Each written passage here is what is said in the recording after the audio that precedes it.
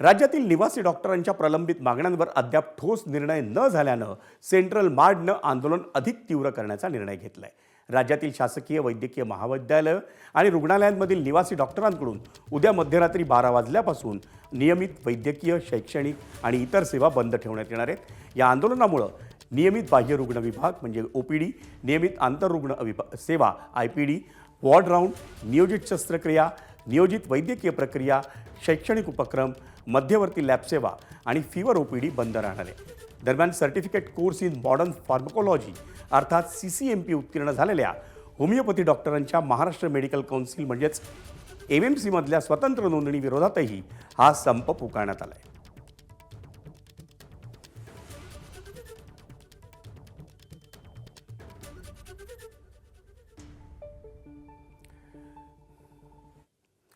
Homeopathy डॉक्टरांना Maharashtra medical काउन्सिलमध्ये कालपासून नोंदणी प्रमाणपत्र देण्यास सुरुवात झाली.